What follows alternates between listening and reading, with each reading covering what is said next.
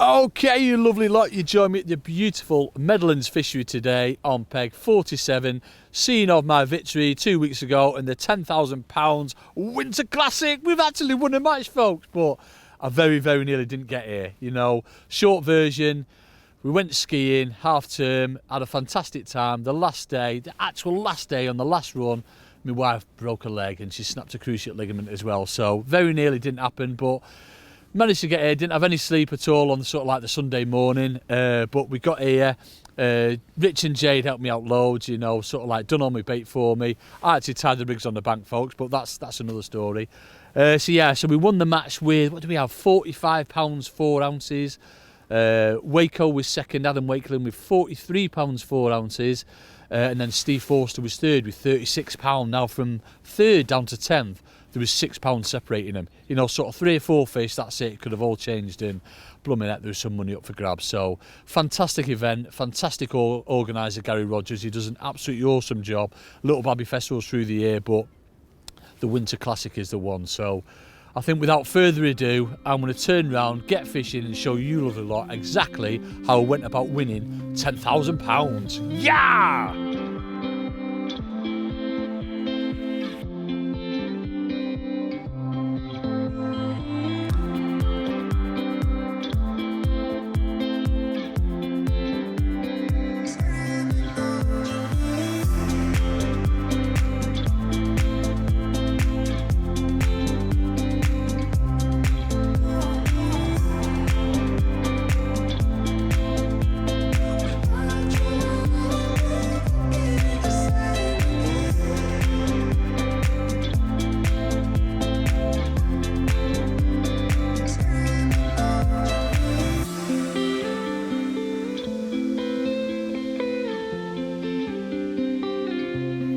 Yeah, go on the fishies.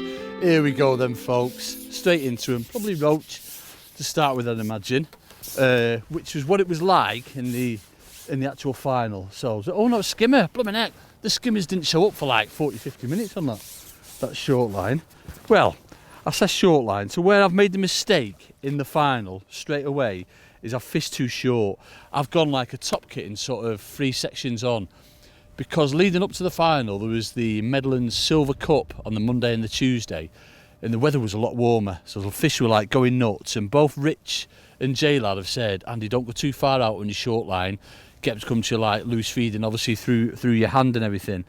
And that's where what I've done. I've like started off there and I've not had a bite for 20 minutes. So I've added another section, gone a bit further out, and we're into them from the start. So feeding wise, Super Sweet and Thatcher's Green. Oh my days, that ground bait, folks. Honestly, the reason for Super Sweet is obviously the skimmers, the amount of skimmers in here, and obviously a bit of fish meal as well with the Thatchers, but something sticky to take my bait down with. I put loads and loads of particles in, loads of casters, loads of maggots, got loads of bait down there, and I was feeding it heavy, which I'll show you now. I was feeding it very heavy, of like double pouching casters. So let me lay that rig in. So I've got tapered shot in, which I'll show you in a sec. So I was double feeding the casters, double pouching it. So giving it one and then giving it another. And then what I'd do, so I'd catch one on this go and I wouldn't feed for my next go, if that makes sense. Simply because I didn't want to bring them fish up. It's like just over 6 foot deep there. I didn't want to really bring them off the bottom. Now what was happening when I was feeding, every time I was bringing the fish off the bottom, all the while I was feeding, you know, sort of 10 to a dozen 4mm pellets out long on my pole line. To start with, I've put sort of like, I've done a 125mm pot, put it in a 250mm pot, put my favourite liquid over it, my salted caramel liquid over that, done the same with my expanders, and I've also put a bit in my 4mm as well. Because it's fishery owned bait here, fishery owned pellets, folks, I just feel as though the absolute liquid flavours, you're just putting a bit of extra additive on them, obviously, well, additive on them, it's just going to help you out. It's a confidence thing, and for me, I can't not do it when it's fishery on pellet. I completely believe that it does draw fish into your peg quicker than if you're just using the standard pellet straight out of the bag. So anyway, I'm going off on a bit of a tangent and waffling. So yeah, this short line, I started off a section shorter than where I am now, and I didn't have a bite for 20 minutes. Now the norm usually is sort of like go 10-11 metres and then have your sort of like your pellet swim long, or your little ledger bomb swim, your feeder swim or something like that. So after 20 minutes of not having a bite, I'm thinking, and getting like Richie Reynolds and Lee Wright either side of me, getting one a chuck, I'm like, I'm going to have to do something here.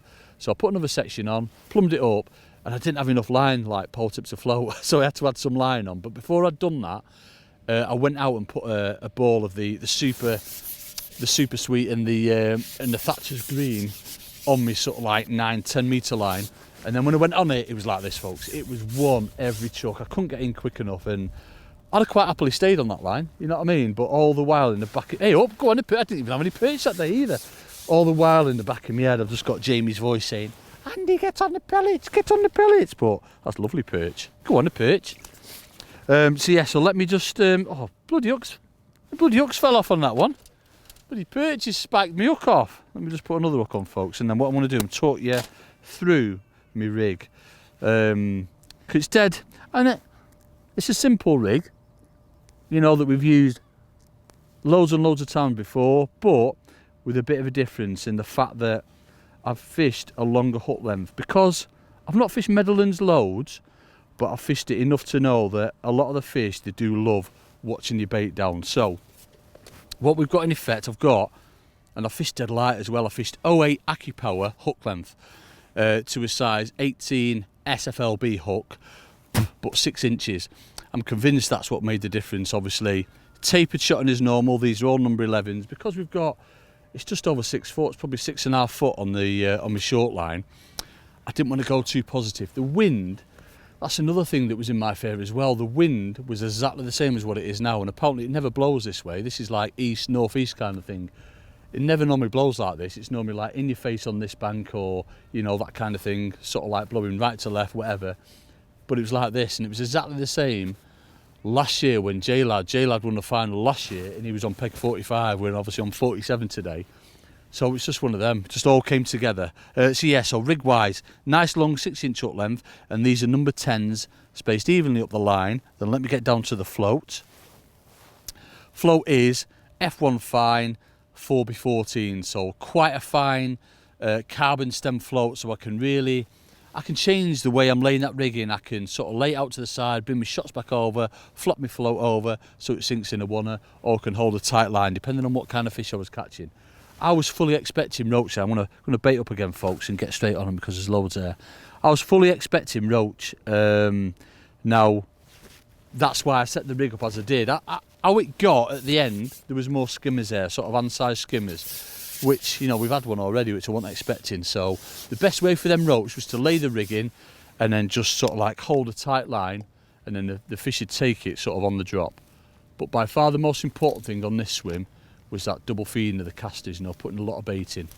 The toe was exactly the same as well. See, it's just wanting to go a bit to the left there, so I'm just going to hold that tight. So I'll put it back against the toe and let it come through. And the bites, again, they weren't good. The bites were horrendous. Little tiny dinky bites. Now what was noticeable, you get a quick run on the ground bait, and obviously the loose feed, that'll draw the fish in brilliantly, but they soon eat it. The fish didn't half want feed in here, and I'm convinced that's why, you know, what scored well for me, because I was proper aggressive, I was proper on top of it. Like now, obviously, we've had that perch. Perch don't really, you know, you wouldn't really associate perch with eating ground bait. So I knew, once I caught a perch, I didn't catch loads, that I knew I needed to feed again. And I'm going to do that in a sec, actually. I'm going to have this last go, and put a ground bait in. I'm going to show you how quick them fish came onto the bait after that. All the while, every time I go in, I'd be pinging out sort of 10 to a dozen overwetted 4mm out of my long line. But I didn't fish it for a good sort of 90 minutes. Obviously, I'm going to fast forward everything today just to see what's what. But obviously, I put all them Marcos in to prime the swim at the start. Just give it this one last go, and we'll come back and put some ground bait in. It was mad how quick they were on it last time. I'm convinced it'll be the same again. There's so many fish. I probably don't need to feed, but I want to show you how quick they are on that ground bait. It's so good, this, folks, and this is exactly what it was like on the day. Other than, I didn't catch skimmers short for ages. It was right roach, odd little perch, a few rudd, and then skimmers like, man, if these had been on that blooming line all day, that'd have been amazing. But I'm convinced, you've seen like the last couple of bites we've had, they've been as it's sort of like, as that rig settled. So what I'm going to do, I'm going to put a bit of ground bait in, just to show you how quick that were on that bait, and I'm going to catch another couple of quick fish there, or maybe one fish, and then we're going to go out long. So I didn't give it a big squeeze, but what I did do was put loads of feed in my mix. Yeah, so the mix is really over wet. What's in there? Sort of like 50 casters maybe. Same with maggots as well. Put it over and give it a light one of them. Just fill it up a little bit more. So like half a 250ml pot if you like. Don't want to give it a big squeeze. I want to, you know, search my peg. It's got a little bit of a toe on it. Just drop that a little bit short of my marker. Tip it out that way so Jakey can see. That's it. And then straight in on that. And it was instant last time. And it's definitely going to be the same again. So back on that rig. It was just noticeable. Like I wasn't going ages without a bite, to be fair. I'd be fair. I was only going sort of 2 minutes without a bite. Then I knew in 2 minutes, if I'd not had a bite, then either my bait had fell off, there was something wrong with my bait, or there just wasn't enough feed in the swim. It was mad how much feed you could give him, that you had to give him, you know, to keep him sort of interested. Single red maggot was by far the best hook bait on the short line. Kept trying it with a pinky, you know. I kept trying a worm head as well and the worm tail, and it just wasn't the same. I just couldn't really get bites. Although I didn't put worms in, I didn't chop any up. I brought some, but I just couldn't make them work at all. So even though I just fed that ground bait, I'm still going to lose feed as well. Get that bait in. Now we should get a bite pretty quick now. It was instant how quick they came to it last time. There you go, it was a little dink then. Mad. And all the while, as I say, pinging a dozen 4mm out on that long line and just seeing what's happening out there. So I'm just holding a tight line to that rig, and it's, a lot of the time the fish were taking it on the drop, which you'd expect on this kind of a tapered rig. You know, it's always the norm. There you go. Oh, we bumped him. We bumped in. But instantly, normally, like in most situations where you've topped up with ground bait, you'd come off that swim, go somewhere else, give it like 10 minutes, 15 minutes, and then go back on it. There's some venues, Meadowlands is a prime example, where they're instantly on that feed. You've got to fish that feed out. Yeah, you see how quick they're on that feed. That was another one through the water on the drop. You know, playing around with the mix would have probably worked on the day, but I just didn't get time. It was like, I'd go here, have a run, and then I'd go out there, and it was just a case of resting it. Certainly on the long one, which we're going to go on to in a sec, it was more a case of resting it rather than plundering it. But on the short one, they absolutely adored that feed. It was so good. See, it's just towing through a little bit now. I'm just going to lift that up, and then all the tight line. It was just amazing. So many fish there, but you had to keep on top of them. Had to keep that bait going in. So it might not be. That was another little dink then. So there you go. So I'm going to come up tonight. Obviously, match conditions, you know, I would not come off this line. Now it's true, and obviously in that match I was on it for a good 90 minutes before I even went long. I almost wanted to wait for people to go on the long line on the pellets before I went on it. Because I knew I could catch there, I wanted them to make the first move, if that makes sense. I didn't want to be the first one on it. And as I said, I just had Jay's voice. As I said, I've told loads of people this. Jamie's voice in my head. Andrew, get on the pellets. I would have stayed there all match, probably had a lovely day's fishing, and ended up with like £30, something like that. You know what I mean? But as it was, this pellet line was the one. So before we go on it, I'm just going to quickly talk you through the rig. So dead simple. Again, 6-inch hook length because them skimmers watching everything down. But this time, folks, we're not messing about. Pre-tied, you know the schnizzle. 16s SFLB to 0.11, and then we've got heavier shots on this one because it was predominantly skimmers. Obviously I'm fishing pellets, I'm not fishing for roach or anything like that. I've got number 9s on, so number 9s again, nice and tapered. I think we've got 3 number 9s on here, and then it's number 8s. 0.14 mainline on both rigs, folks. I forgot to mention, and the elastic on that short one, which I didn't mention, was 60 slip. 60 slip was amazing.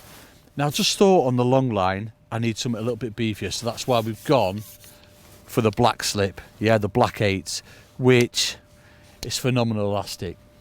On the day I did bump a few, and I was thinking, would a softer elastic be better? But looking around, everyone was bumping a few fish. I think it's just skimmers down to a tree in it. That's what happens. Now float wise, even though we've got around 8 foot, just over 8 foot, this was what really stuck in my head from what Jay had said to me. Got to fish a lighter rig. Normally I'd stick a gram on and that'd do. You know, if it's windier, 1.25, even 1.5. But he said fish lighter, so I actually on the day I set a 416s up. Never actually used that for this long line, but this one, the 0.75 power was the flow. It like made a massive difference again with the presentation, keeping a tight line, laying that rig in. The fish 100% were watching that bait down, and you get most of your bites as soon as it's settled or after a movement, which is what we'll go through in a sec. Both of the rigs, they're plumbed up to sort of like 2 inches over depth. Exactly the same with this one, and back shots on them both as well. Number 8 is back shots. The only difference with this rig, we've got a little babby pot on for the micros, which I give it a full toss pot of micros every other fish. Yeah, so again, giving them lots of bait, but I was also loose feeding the 4 mils as well. So hopefully we'll catch on this. Now bearing in mind, on the match day it was at 12:30 before he even went on this. You know, I think we're only about like 10, half 10 or something like that. So we've got on there the Sonubaits expander. We've got a 4 mil expander on there. Again, I put a little bit of salted caramel in the water. You know what I mean? One of them, folks. If you've got confidence in something, it works for you. Now full micros. Now what I've done with them micros, I've soaked them for sort of 5 minutes and letting drain the water off, so they're still a little bit tacky, so I can make a ball out of them if I wanted to. But it was far better to feed them loose, because you want them bigger fish, them bigger skimmers, you want them grazing over an area. You don't want them sort of like very tight in one little spot. So it's far better putting them over an area. So first things first, flick that rig in so it's settling as I'm laying the bait in, and I'll give it one dink up and then give it a tap so it comes out over a bit of an area, and then hold a tight line. All the while though, I'm going to keep me caster swim fed up. I'm going to keep that bait going in there because it's solid. As I say, I didn't really want to come off it. Obviously don't come off feeding fish, but when skimmers are the target, you've got to have a go for them, and that was the key. Regular loose feeding, obviously putting the micros in, but regular loose feeding on them 4 mil, the 4 mil hard pellets, just to get some commotion going in, you know, again spreading the fish out over a bit of an area. Now one thing that did come to light was the fish were definitely past me bait. Obviously we talk about it loads, you know, the use of a little babby extension, lining up with something on your box. There's a fish on there now, but then going past your feed area, it's massive. And like, I didn't do it at the start because the fish were really aggressive on this long line. Now what did happen on the long line, when I first went on it after that 90 minutes, I've had one, a £1.5 first chuck, so a bit bigger than this one. And then I went in and I fouled up one, and then had a couple of liners. So I'm like, something's not right here. And the fact that I was getting bite a chuck on that short line, I didn't really want to come off that short line. What I've done is gone out again on this long line and put another 125 mil pot into my big pot and shook it out over an area again. I've not got corn with me today, but I put corn in as well. And some days when them skimmers get their heads down on corn, it's a phenomenal bait, you know, nice and heavy, especially with a bit of a chop on it. I didn't really catch many on the day on it just because I was waiting too long for bites, and I didn't really get loads of big fish. The biggest fish I had was probably £1.5, £1.75 or something. So feeding wise out there then, I was giving it a full toss pot of micros every other fish, that stamp. When I'd catch a slightly better one, sort of like 10 ounce or so, that's when I'd give it a feed every go. Now most of the fish were on the drop, so I'll be holding a tight line like we are now, and the fish would nail it just before it's the bottom, and that's all because of that longer up length. It's just bringing that bait in a bit more natural. Obviously we're getting job done with them number 9s droppers, getting down there nice and quick. See what I mean? Every single one's watching your bait down. This is what I probably had 90 minutes of this, you know, this stamp of fish, 90 minutes of this, and then what I had to do was come back and rest it. It was so good, folks. I can't stress how good Meadowlands Fishery is. It's my favourite fishery in the world. I'll say that about a lot of venues, but I absolutely adore this venue. It just suits my style of fishing. It can be really aggressive, get loads of bait in, and then just get job done. It's just amazing. So I'd load sort of like this stamp, you know, sort of 10 ounce, and I'd feed after that. That might be a little bit bigger actually.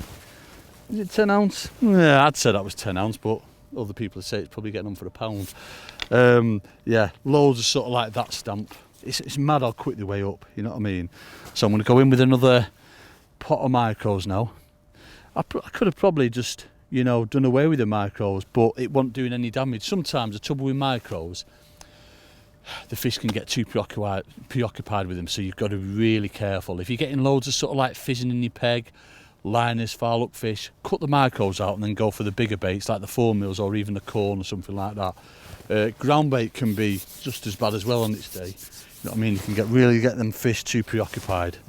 So again, the reason for like a small, this is a small Preston toss pot we've got on here. The reason for that rather than a medium or a large one was just simply because it just worked, you know. I didn't want to sort of like give them too much and, as I just said, get them too preoccupied. It just worked. So again, speeding things up, lay your rig in first, hold a tight line and then put your micros in. So right on your marker, in, tap, so you've got over an area and just bring them back and then straight on with your 4mm. So important to keep them 4mm going in and also the casters. Even though I probably won't go back there for like obviously filming purposes now, it was so important you kept them swims topped up. So anywhere from now, that's when I'd expect to bite. Yeah, as that rig's coming through, it's settling, that's when you'd expect to bite. They were taking it. I had a bit of a toe in it as well. The other thing that worked really well, rather than lifting my whole rig out, was lifting and dropping. So rather than little babby lifts like that I would do normally, I was lifting my floats, it's a bit deeper, full, couple of floats out and then dropping it back on its side. And I'd be getting my bites sort of like now. When they were proper having it over that sort of like hour, 90-minute spell, it was phenomenal. There might even be one on there now. It's gone a little bit higher than what it normally was, what it was before. There we go, he's probably on for a bit him. Might be a little roach shot. I did have a few roach, but again, didn't get too good with them micros. Did get the odd little roach. Is it? Oh, no, it's a little babby poppadom. Couldn't net them. Couldn't net them because I went to swing one of them this size, folks, and you know what happened next. Yep, it fell off. It fell off, so what we had to do was net them all after that. I didn't want to. You know what we're like. We like going beast mode, folks, don't we? We love going beast mode, so we had to sort of net every single one. And it was just one of them, just like repeat. Now, what had happened, I'd have a quiet spell, so I'd nip out with sort of, not a full pot or anything like that, but like probably 100ml of pellets, tap that over an area, carry on with my loose feed, and I'd come back short and the fish was still there. In fact, before I'm going to come off this line, I'm going to go back short just to show you how the fish will still be there because we're keeping that bait going in. It was just phenomenal. As I say, I could have stayed on that blooming short line, folks. And if it weren't for Jamie, I would have done. But I probably wouldn't have won. Keep them going in out there. But yeah, don't forget about obviously fish feeding past you. Oh, we bumped him. That's your fault, Jakey. We really bumped him.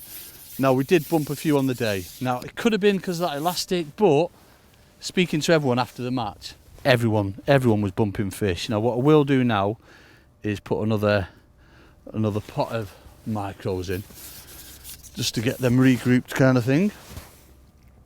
But yeah, fishing past your bait was by far the best, and it often is, you know, when you're fishing on one spot for so long with these kind of fish, these poppadoms, and they're coming in and sort of stirring everything up and making a bit of a mess of your peg, potentially scouring the bottom out, you've got to be really careful. And again, feeding past your bait, flicking it past, holding a tight line, they were just going absolutely crazy on it. It was awesome. It was awesome. Right, I'm going to catch one more out there and then we'll come back short again just to show you how them fish will still be there because I've been wellying them casters in. It's not like me to welly loads of bait in, folks, is it? As I say, at the minute everything's nice. I can fish on my bait. I don't need to let that rig drift through or anything like that. I'll go past it. I can just fish nice. Very nice. So bring that one back. As I say, so this is what it was like, you know. The second time I went on it, this is what it was like for a good sort of hour, 90 minutes. It was like phenomenal. And this is where I did most of my damage. Right, so this is what we mean like when we say like keep your swims on the go, keep feeding. I'm going to show you, because we've caught what we can, like nothing else to go for on that line other than I flipped the rig past my feed, yeah? So I did go further out. I want to show you how the fish are still going to be on this short line. Then I think, well, I've covered pretty much everything then, folks. I'm going to get my head down and catch a load more fish. I don't need to bore you about anything else, do I? You know what I mean? That's it, done, dusted. So, bring that out to, that was there. Lay that rig out.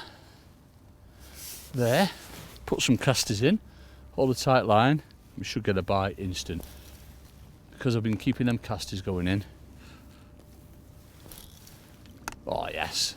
Important that you fed light on your float and short as well, not past it. So it should get a bite fairly quick there. It's been rested. Go on the fishies. Go on the fishies. Come on. Oh, oh. Oh, we had a little dink then.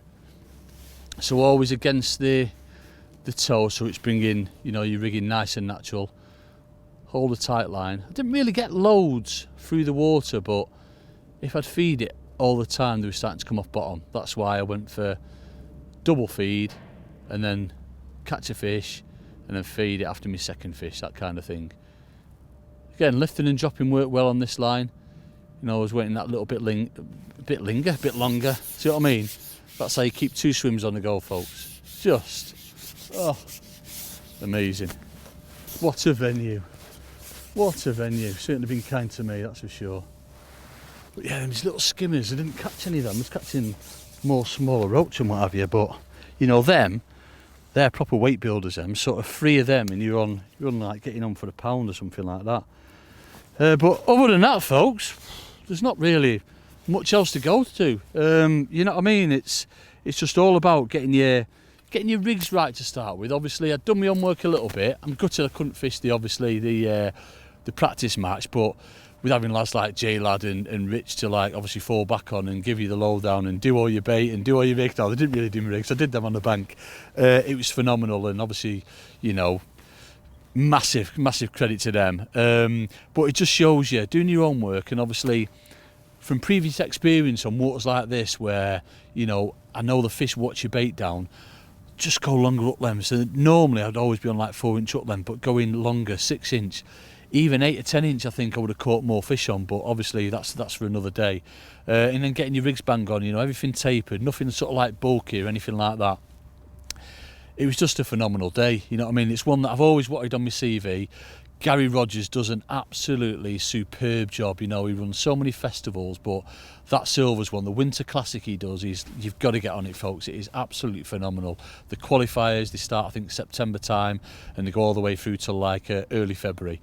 And yeah, if you can get here, folks, you need to give it a try to see what it's like. It's just one hell of a venue. I absolutely adore it.